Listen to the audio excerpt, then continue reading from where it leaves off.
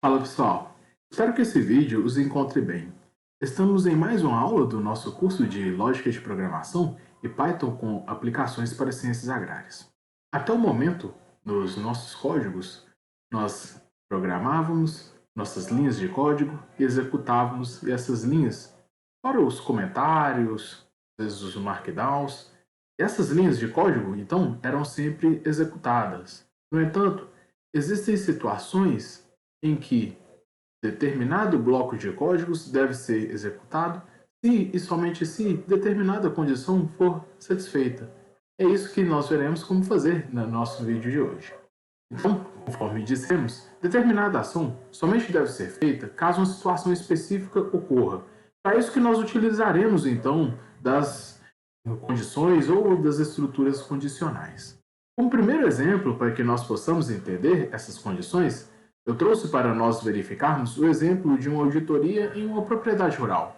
De acordo com o Código Florestal, para que uma propriedade rural esteja legalizada, é necessário que as áreas de preservação permanentes, as APPs, estejam preservadas. Então, se as áreas de APP estiverem preservadas, caso sim, então a propriedade está legalizada.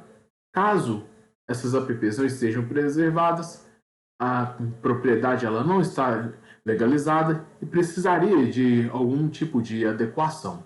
Para que esse tipo de situação possa ser implementada utilizando a linguagem Python, nós faremos uso da seguinte sintaxe. Primeiro, o comando if. Posteriormente, nós colocaremos a condição que nós desejamos verificar. Dois pontos. Abaixo nós colocamos todo o bloco de códigos que vai ser executado caso a condição seja atendida.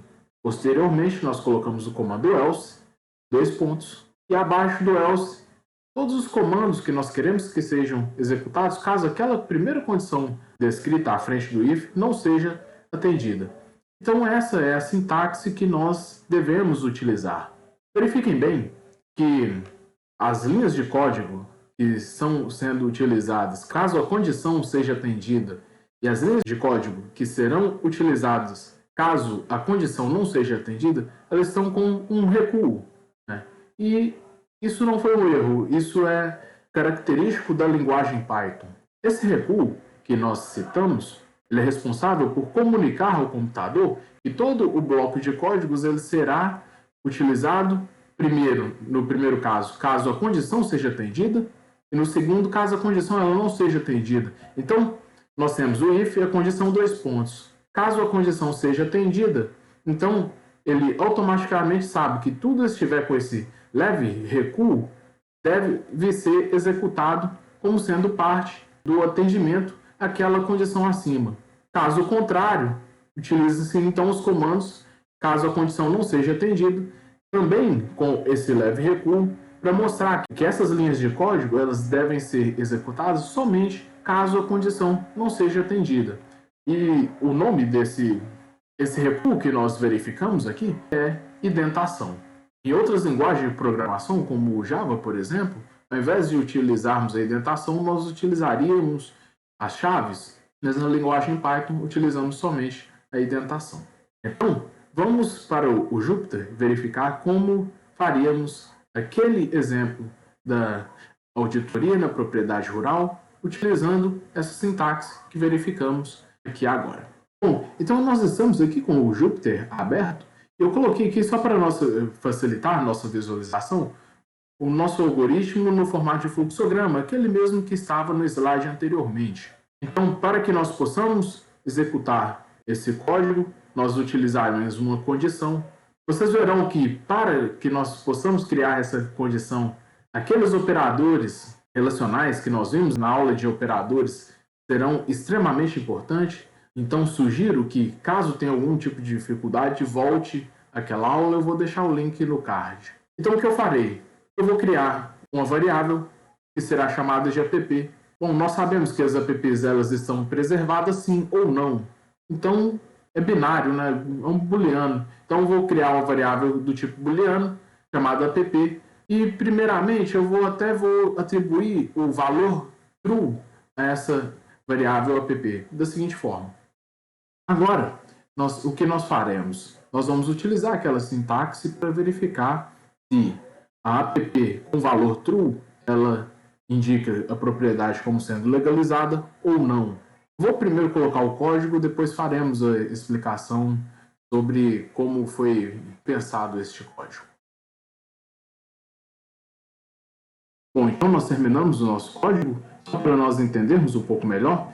Então, eu criei uma variável chamada app e atribuí essa variável do tipo booleano, e eu atribuí a ela o valor true, ou seja, que a app estaria preservada. Posteriormente, nós entramos então na nossa estrutura condicional, o operador if. Condições sempre vão começar com o nosso operador if. Posteriormente, a nossa condição, app igual a true. Bom, lembrando que aqui são dois iguais, pois nós estamos falando do operador relacional igual. O igual sendo utilizado uma única vez denota uma atribuição, não é o nosso caso aqui. Então, app igual a true, que é a nossa condição, 2 pontos. Se app for igual a true, o que vai ser feito? Nós vamos imprimir a propriedade está legalizada, conforme verificamos aqui no fluxograma.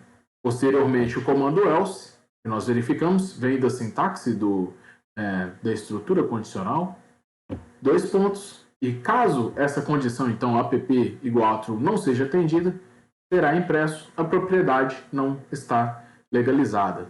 Então, executando esse bloco de código, verificamos a propriedade está legalizada porque a app recebeu o valor true e a app sendo igual a true, então seria impresso de acordo com o nosso código que a propriedade está legalizada.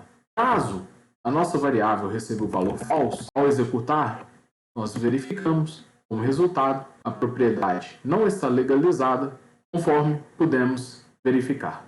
Bom, é um exemplo muito simples, né?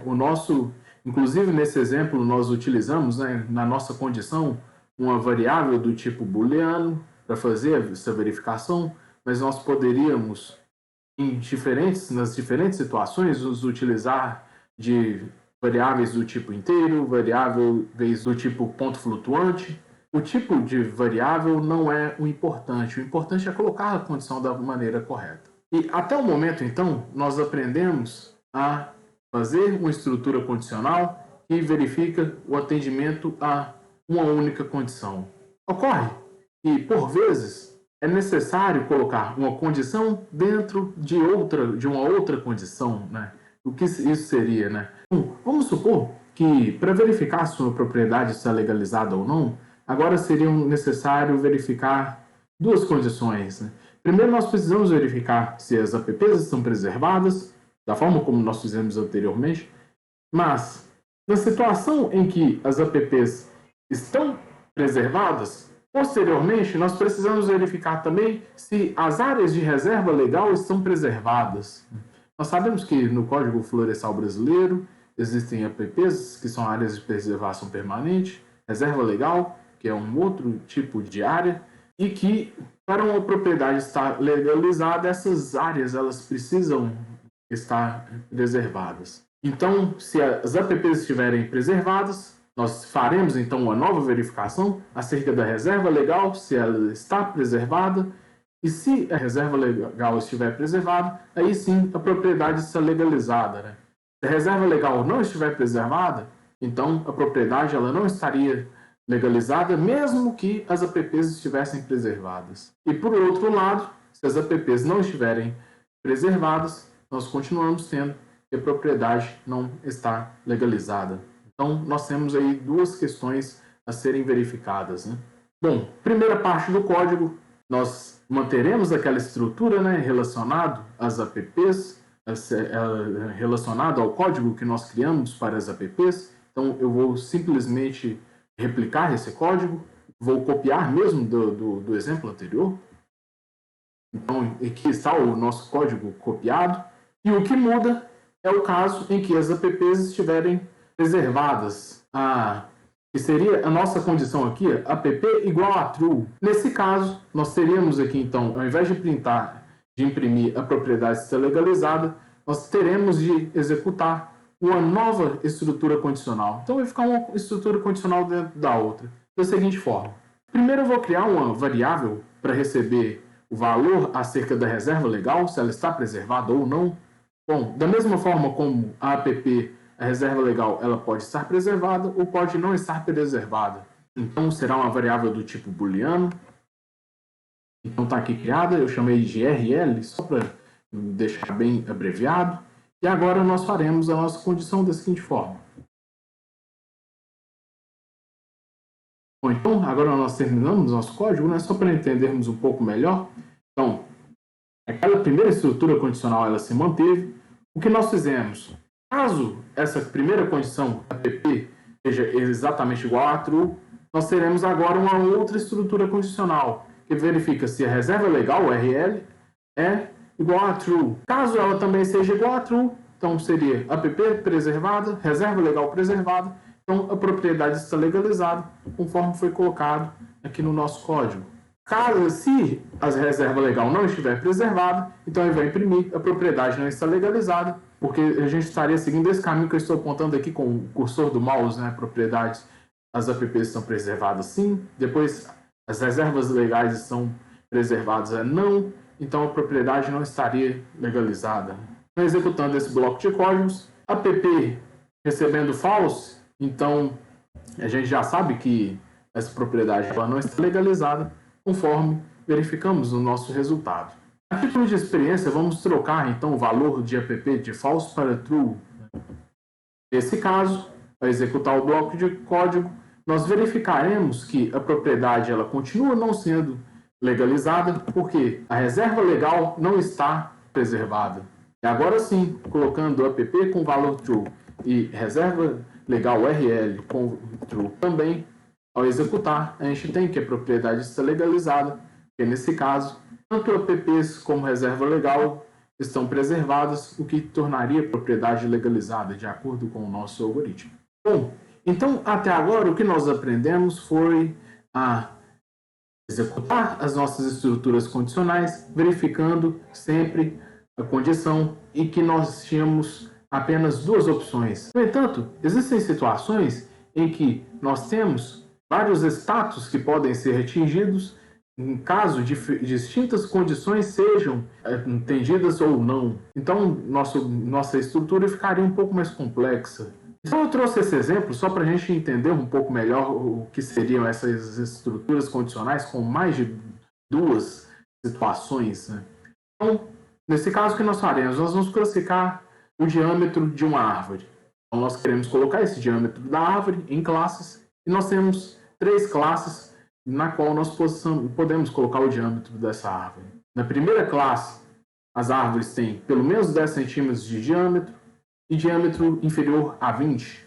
Na segunda classe, nós temos o diâmetro sendo pelo menos igual a 20 e chegando até 30 centímetros. E na nossa última classe, o diâmetro ele fica igual ou superior a 30 centímetros. Verifiquem que é uma estrutura condicional um pouco diferente, né? Nós estamos verificando as condições elas sendo atendidas ou não. Nesse caso, o que nós temos são várias classes, né?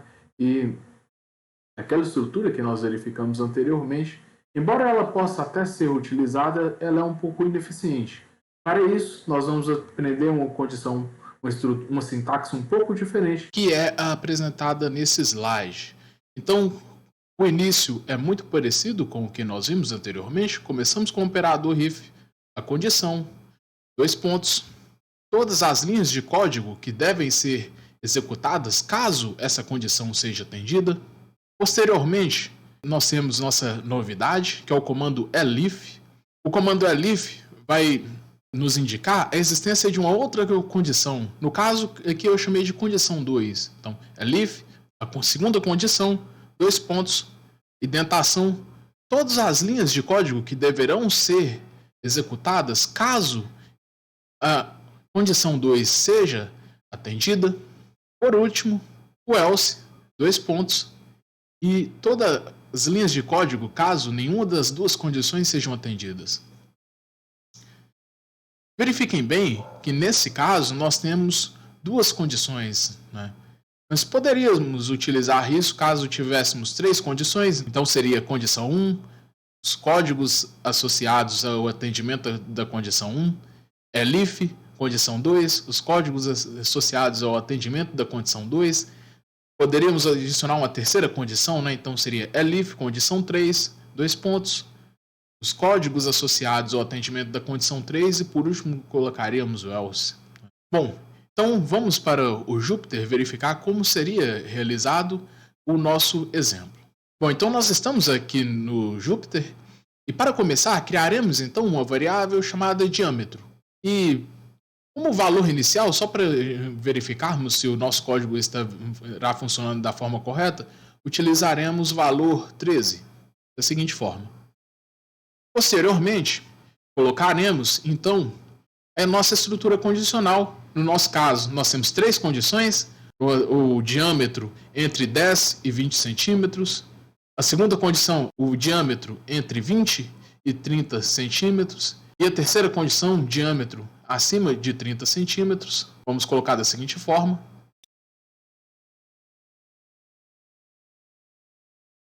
Bom, então nós colocamos as 3 condições. Na primeira condição, nós utilizamos o operador if. Colocamos a primeira condição, né, que seria diâmetro maior ou igual a 10 centímetros e diâmetro menor do que 20 centímetros. Então, nesse caso, nós vamos retornar como resultado a impressão da string classe de diâmetro 1. Posteriormente, usamos o comando elif para indicar que nós vamos colocar uma segunda condição. No caso, seria o diâmetro maior ou igual a 20 e menor do que 30. E nesse caso, o resultado seria a impressão da string classe de diâmetro 2. Posteriormente, vamos utilizar novamente o comando elif, né, para colocarmos a terceira condição. Então, elif, diâmetro maior ou igual a 30. E como resultado, vamos imprimir classe de diâmetro 3. E por último, vamos colocar o else caso nenhuma dessas 3 classes sejam atendidas, né? Então, vamos retornar como resultado que a string na qual digamos que a árvore não tem classe de diâmetro, da seguinte forma. Bom, então nós terminamos agora o nosso código. Então, executando. Bom, eu acabei cometendo um equívoco aqui, gente.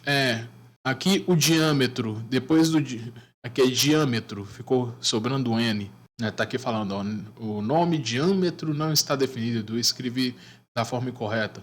Então, trocando aqui para diâmetro, agora executando. A árvore de 13 centímetros pertence à classe de diâmetro 1, com diâmetro maior ou igual a 10 e menor do que 20 centímetros. Vamos supor agora que queremos testar uma árvore com diâmetro de 52. Nesse caso, uma árvore de 52 centímetros de diâmetro, o diâmetro está acima de 30, então pertence à classe de diâmetro 3. Vamos pensar agora numa árvore com 20 centímetros de diâmetro. Estou executando, uma árvore com 20 centímetros de diâmetro pertence à classe de diâmetro 2. Vamos colocar agora uma árvore com diâmetro igual a 5. Então retornou aqui que não há classe de diâmetro, porque nessa estrutura não existe a classe de diâmetro para árvores com diâmetro menor do que 10 centímetros. Né? Então, nós colocamos aqui a mensagem não há classe de diâmetro. Bom, as estruturas condicionais, ou então as condições que gostaríamos de passar para vocês eram essas, mas só como último desafio, eu preparei aqui um exercício adicional e nesse caso eu nem cheguei a colocar de forma diagramática porque é para nós exercitarmos um pouco a nossa visualização. Então vamos supor que nós queremos fazer um código que vai dizer para a gente qual é a área de reserva legal que deve ser preservada em uma propriedade rural, a depender de sua região. De acordo com o Código Florestal, que é a Lei 2.651, o percentual de reserva legal a ser protegida em uma propriedade, 80% do imóvel. Se estivermos falando do imóvel na Amazônia Legal e em área de florestas, 35% do imóvel, se for uma propriedade que está na Amazônia Legal, mas em área de cerrado, e 20% nas demais situações. Então verificamos que esse nosso código, o percentual de reserva legal, ele depende da localização do imóvel, se está na Amazônia Legal ou não, e depende também da cobertura da área, né? Se a gente estiver falando em florestas, a gente tem um percentual. Se estiver falando em área de cerrado na Amazônia, nós temos outro percentual. Então, Eu já deixei aqui o código pronto, né, para nós termos uma maior agilidade, para deixar o vídeo mais rápido. Eu criei uma variável aqui só para mostrar a localização do imóvel, se está na Amazônia ou não. Uma variável do tipo booleano, é verdadeiro ou falso, então está na Amazônia legal, ou o imóvel está na Amazônia legal, ou ele não está na Amazônia legal. E criei uma variável que é a vegetação. A vegetação é uma variável do tipo string, então eu até já declarei a variável com o valor cerrado para que nós possamos fazer a verificação. Para que o imóvel tenha 80% de reserva legal, nós temos que atender a dois requisitos, né? Precisa estar na Amazônia legal e precisa ter vegetação igual florestas. No caso da Amazônia legal no Cerrado, o percentual é de 35%. Essa foi a condição que eu coloquei em primeiro lugar. Tá? Então, coloquei aqui o operador if, fiz a verificação se está na Amazônia legal, se for igual a true, se estiver na Amazônia legal, e, além disso, a vegetação foi igual a cerrado, então aqui eu coloco como resultado que a reserva legal deve ser de 35% do imóvel. Utilizamos o elif agora para colocar a segunda condição, que seria os imóveis na Amazônia legal, mas em área de florestas. Então, comando elif, aqui está na Amazônia legal, sendo igual a true, e vegetação sendo igual a florestas, que está aqui no texto do Código Florestal, né? Então, isso retorna como resultado, a reserva legal deve ser de 80% do imóvel. Se não estiver em nenhuma dessas outras situações, os demais casos, a reserva legal deve ser de 20% do imóvel.